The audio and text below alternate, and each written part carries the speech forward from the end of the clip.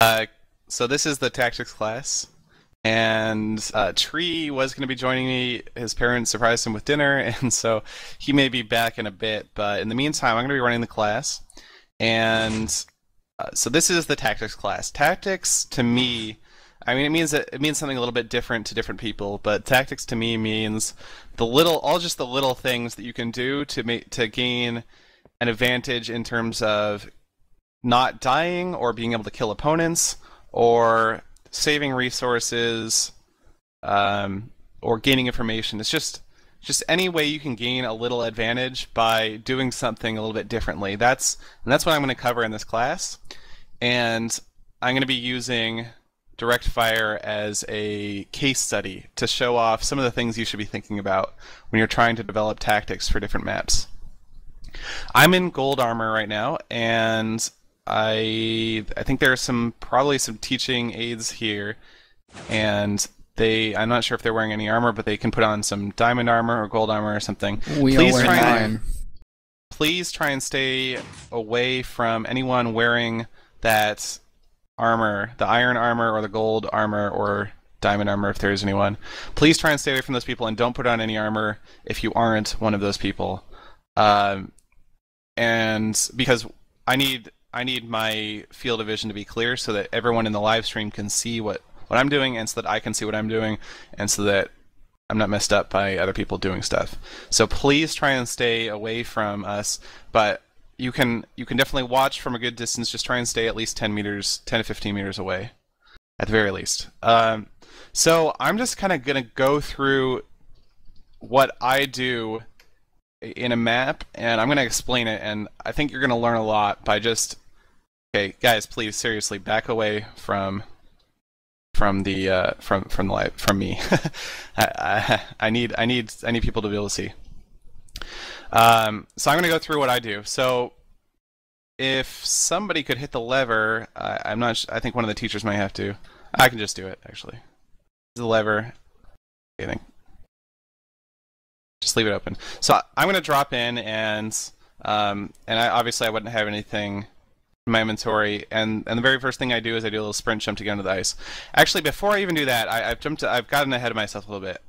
Actually, while you're in the box, there is something you can do to help yourself out. And that thing that you can do is to set your slots. Again, please back away from me, folks. Is to set your slots. And what I mean by that is, I'm going to press 9 right now before the match has started, and my 9th slot is selected.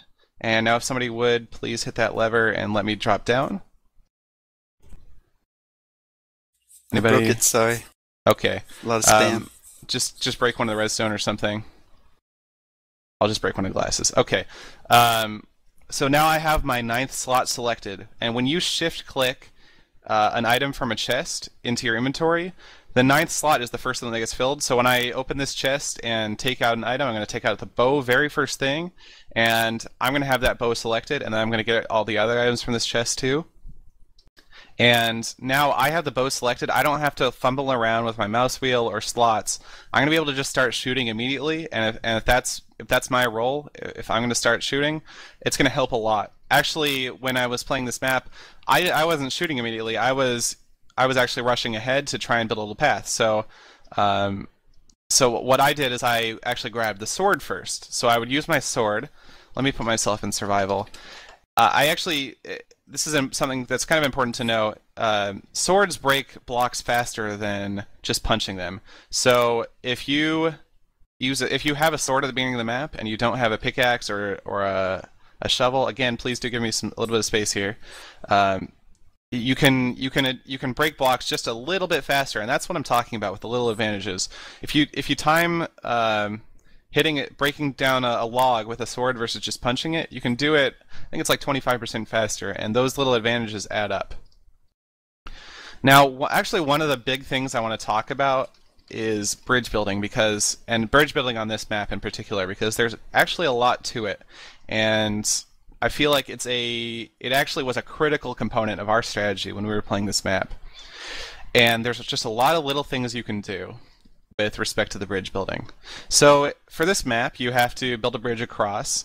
The resources that you have to do it, there's mostly just dirt and wood back in the backfield here.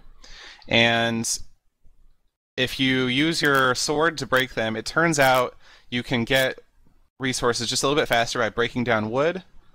It looks like the server may have frozen or crashed, but I'm going to keep talking for a sec. Okay, we're good. You can actually get planks slightly faster than you can get dirt, so that's something that you'll want to test out when you're at the beginning of the map. How you can more quickly get resources. All right, let me just Super Looster is breaking blocks. So let me just get rid of him.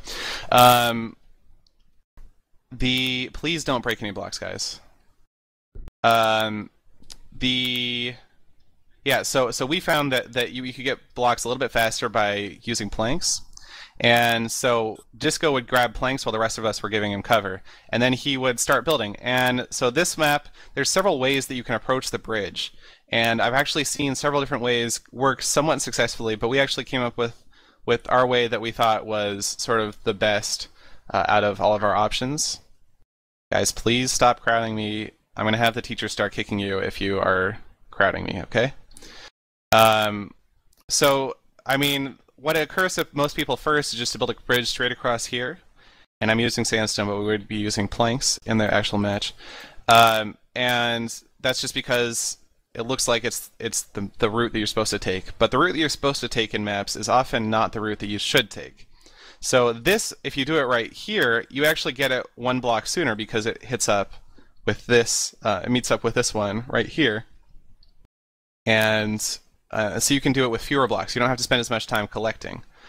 And there's other options. You can build in the back of the lane, and if you do that, you have you actually have a bit of cover while you're building, and it's farther away. It makes it harder for your opponents to shoot you, which is also a nice benefit. Plus, if you do it here, you can build a little barrier as you're going along. If you collect some extra resources that you can build, and it'll protect you as you're building the bridge. What we ended up doing, I think, is a nice balance of speed and protection. And here's what we ended up doing on this bridge. When I came along first, I had 5 blocks of dirt. So what I would do is I would put 2 blocks here, and we would start building a barrier. Here are the 5 blocks that I would place. And then I would go over to do some PvP action to cover Disco, who was building the rest of the bridge. And Disco, once he collected enough blocks, he would start going along the bridge. And what he would do is he would place 2 blocks in the barrier and 1 block underneath him. 2 blocks in the barrier, 1 block underneath him. And if you guys will follow me over here, and you can actually crowd on me here, because if you stand over in this area by the trees on the bridge over here, you can all come over here and just stay there while I go back over the bridge, because I want you to see the angle that you have on me as I'm building. And I'm holding shift as I'm doing this so you can't see my name tag very well. And as I build blocks on this bridge, you can't actually really see me. There's a very, very small sliver of me that you can hit with an arrow, but it's very, very difficult. And so basically Disco had pretty much complete protection as he was building this. And it was possible for him to get hit, and he did get hit off occasionally. And then once he got 4 blocks away, he could just complete it here. The most important thing is that you're just not able to be shot while you're building the bridge, but while you're sprinting over, you're pretty hard to get shot. So it's okay not to build a protective barrier on the last bit of the bridge. It's just important to complete it, not to have protection for the whole bridge. And so this turned out to be a really, really good combination of speed and protection, because falling off while you're carrying all those resources to build a bridge can set you back pretty far. Some teams tried to rush and just build without this barrier, and the problem that you have there is that, well, our strategy, our tactics at the beginning of the map were designed to account for that. And here's how. When I placed those first 5 blocks, like I mentioned before, it was these 5 blocks. After I was done with that, I immediately went back and gained myself a PvP position. And the way I would do that is I would just sprint back up on this tree, and let's see, which tree did I actually end up using? I think in the finals I ended up using over here. And so when I'm please back away, guys. Seriously, okay. Could someone please kick this guy, Jehu? Yeah, thank you. When I and yeah. Okay, Jahu, TP him away. Okay. The problem is when he logs back in, he's if right he comes back, can you teleport into the lobby, A-Dog? Yeah. I thought he would would teleport back to the lobby, but my bad. Alright, surprise is it. Oh, hey, you're back. Yep. I'm just talking about the bridge building. I went over how to build it with cover. Now I'm talking about the PvP. So, yep. My role once I built that section of the bridge was just to stand up on this tree and use the tree for cover, so that I could shoot at anyone who was trying to build a bridge on the opposite lane. But no one from anywhere else in the opposite lane could actually shoot me. If you want to go to the opposite lane, you can see there's nowhere that you can actually see me except for on top of the bridge, which leaves you very, very vulnerable. So this spot gives me perfect coverage if somebody does try and rush on the other bridge, and I can just aim right at them, and there's nothing anyone can do to dislodge me from that position except for put themselves in extreme danger. And so you're sort of forcing the other team at that point to either build protection or just make very slow progress as they keep getting shot off the bridge. And I think it's really hard to deal with that sort of strategy. So I think that is one of the best strategies or one of the best, I guess, using the word strategy, but I mean, it's all a bunch of tactics right there. Have you mentioned the advantage of being on the right lane in the sense that your bow fire is better? Yeah, let me talk about that now a bit. This is a great point to talk about lane picking. Now, normally at the beginning of the match, there's a sumo. There's a sumo match that will determine which team gets to pick the lane.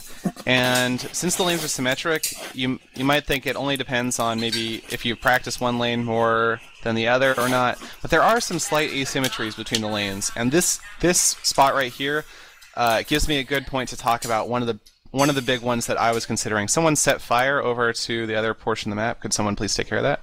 Thank you. I'll do it.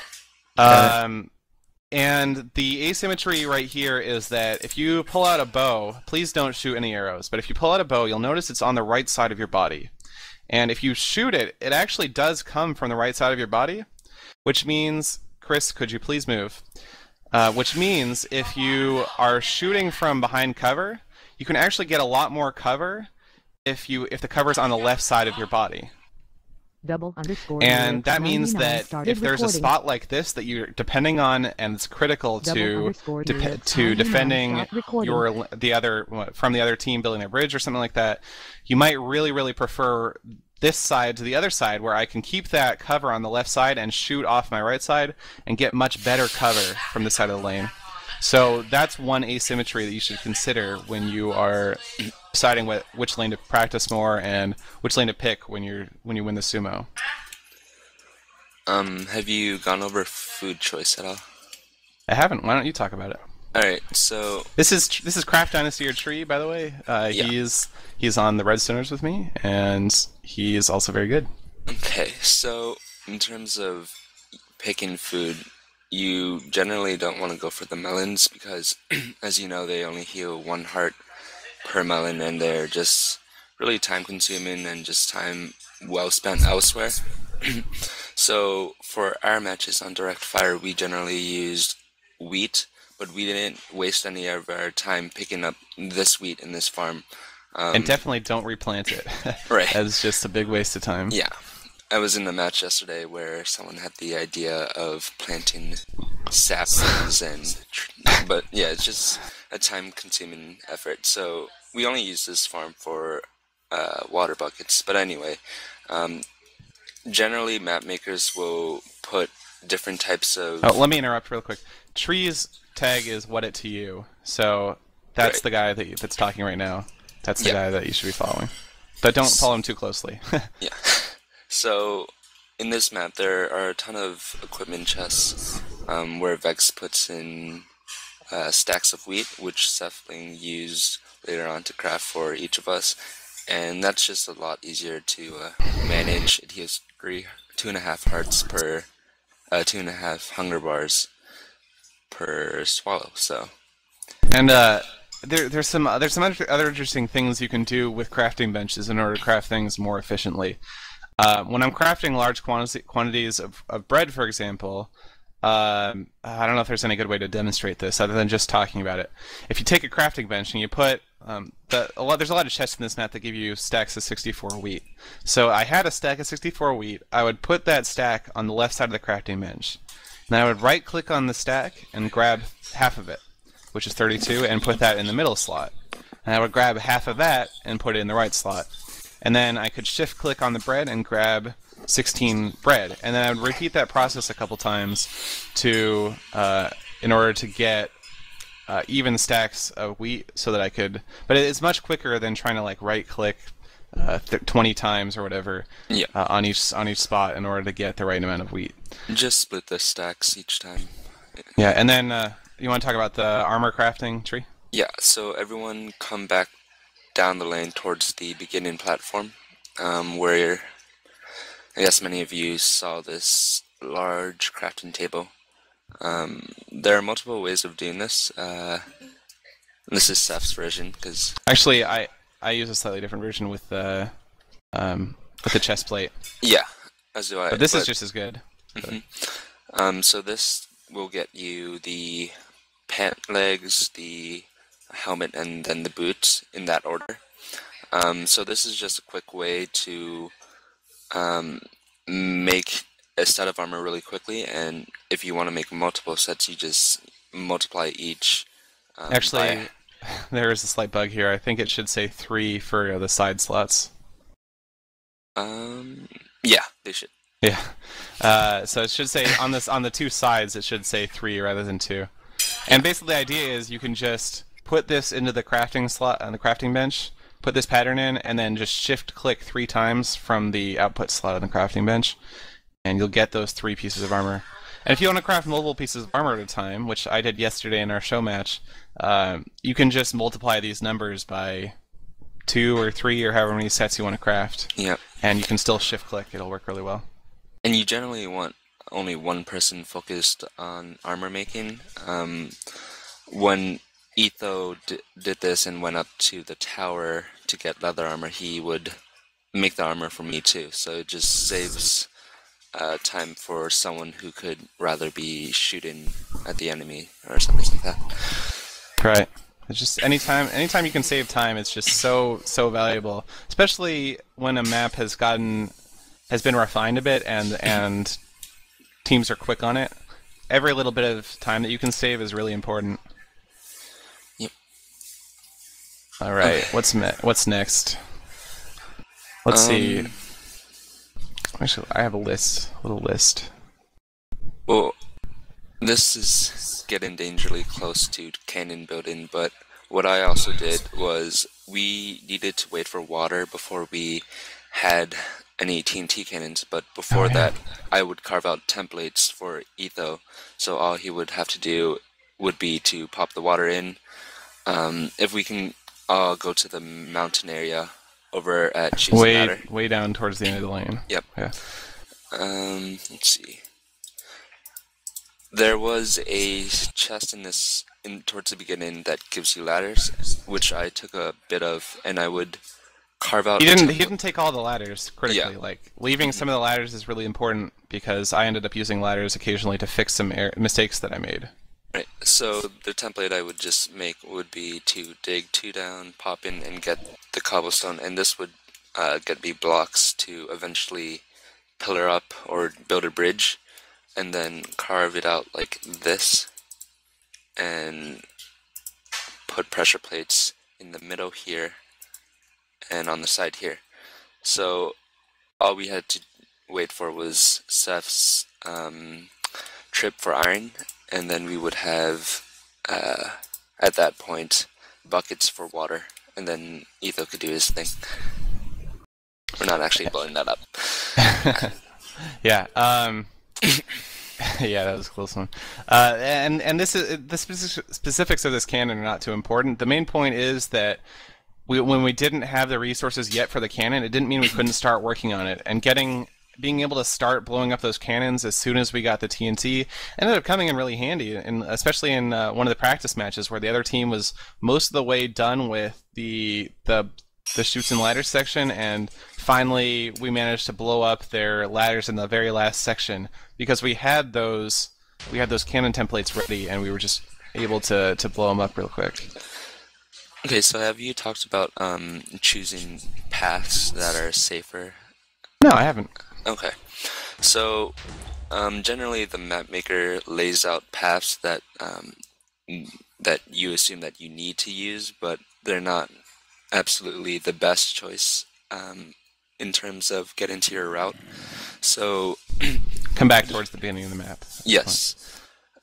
So Seth Bling was in charge of getting iron all the way down here. You'll see there's 6 iron blocks, and there's a lot of ladders, and it's very exposed. So instead, he chose to... Here, why don't you show what you... Yeah, so instead of doing that, I realized that there's no bedrock in here preventing you from digging through, and also it's very quick to dig through sandstone. So it actually takes about the same amount of time to, if you come into, well, don't come in here, but if you come into this building and just start digging down, you can just dig straight down, and you'll end up in one of the iron rooms. And another thing about this, once I finish digging the path, you can see. So now I've popped out in the iron room. You can go check out where that is, but it's very quick to do that. And another thing about that is I was able to hold shift the entire time that I was doing that, which will hide my tag from the other team. So they won't even necessarily know where I am while I'm doing this. They might think maybe he's back farther on the map, or maybe he is doing that. So you can hide that information from the opposing team, and that might give them less information to decide what they need to be focusing on, especially when it was so critical to get down here and build that TNT cannon. Because we built the Chaos Cannon down here in the Iron Room, and if they don't know whether or not we're on our way down there, they might not know whether, like, how to make the decision of whether to send someone down to get the iron, or if it's too late and they're already going to have their iron blown up. And a really good thing that you can consider is just... I know that yesterday when we couldn't find half the other team in our showcase match, it was disconcerting because we didn't know what they were doing, if they were making progress or not, if they had a wool without us even knowing. Right. So you usually want to keep track of all the other players. I make it a habit anytime I'm going up a ladder or digging straight down or digging horizontally too. You can actually hold shift the entire time, and if you make a habit of it, it's just going to give the other team less information, and it's not going to cost you anything. So it's just a great habit to get into for this type of map. Okay, well, we have 5 minutes left in the map. I feel like we've touched on a lot of different areas where people can focus on coming up with tactics of their own. And we've talked about a lot of specifics of direct fire, but really you should be thinking about the types of things we've been talking about: information and cover, and covering the opposing team, and just thinking about that sort of stuff when you're developing your own tactics, because they're going to depend heavily on the specific map that you're playing. But I would love to open up to questions now, unless you have anything you really want to talk about, Tree. Did you mention slots? I did mention slots. Okay. I mentioned it very first thing. And if you go back and watch our old matches, you'll hear us say slots, and we'll actually set our slots, and so we actually do practice it ourselves. All these things we were doing ourselves. So. Mm-hmm. But yeah, so teachers or teachers' assistants, how can people ask questions? If you want to ask a question, if you go onto your Mumble screen, on the top toolbar, you'll see a yellow squarish thing with a big capital C in it. If you click on that, it will say change your comment, type a message in there, and we'll check it and relay it to Seth's. All right. Are there any questions yet? I see some. We have 8-Bit Jew asking if there's anything about water ladders. I mean, water ladders are certainly useful. We've used water in the past to descend quickly. Actually, that's I think that's a fairly well-known technique. But if you just place down water and then pick it back up, you can really quickly get down. And I mean, I think a lot of you have probably seen the strategy we employed in direct fire with water, but if you can also use water. So let me just grab a bucket of water real quick. Come down to the very end of the map. Yeah, I mean, you can use water to get down this entire hill very, very quickly by just pouring down water and picking it right back up, and just trailing down. You have to be careful to make sure you don't get pushed off the edge of the map by accident, but you can just walk right down this thing, and you're gonna have to make sure that you have a way of getting back up. So you might want some blocks or something to be able to tower back up. But this sort of water to get down is very nice. Going back up a water ladder like that can be very time consuming because going against the flow is very slow. But you can keep doing this thing, and this is what we did in a couple of the matches, to build an obsidian floor along the lava by just placing water, picking it back up. So even with a single bucket, you can do a lot when it comes to lava or vertical drops. Yep. Okay, next They're question. commonly asking any tactics for the last area. Pain water. Okay, I'll go over that since I was in charge of doing that. Probably not in the right lane. Please don't disrupt the left lane if you can avoid it, guys.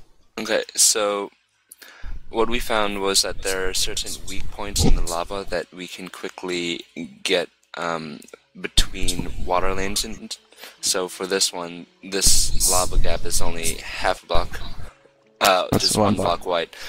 Well, to be fair, in 1.1, diamond armor was very overpowered. I just thought yesterday I saw somebody use leather armor to get through these things, so it's still very possible. Yeah, but you would generally just find these one block gaps and just swim through them and just try to take any golden apples as you can and just take whatever. Yeah, just take a couple of hearts of damage, and then once you finally get to the wool room, just recover there. There's some more golden apples there, and you should be able to make your way back. Arrow fire usually doesn't affect your progress for getting through this maze. It's pretty hard to hit someone here. I think the main lesson to take away from this, though, and if you want to apply it to other maps, is that sometimes it's okay to take a little bit of damage to accomplish your goal more quickly. Especially if you've evaluated it beforehand and you know how much damage you're going to take.